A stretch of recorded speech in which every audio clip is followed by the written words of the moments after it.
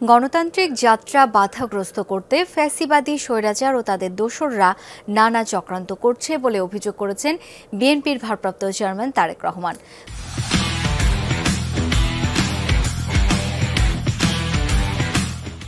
বলেন, দেশের এই অবস্থায় গণতন্ত্রের পক্ষের সব শক্তিকে সতর্ক থাকতে হবে।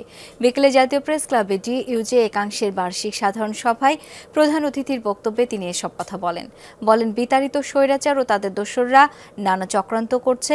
বাংলাদেশের পক্ষের শক্তির মধ্যে ভুল বোঝাবুঝির চেষ্টাও চলছে বলে দাবি করেন তিনি।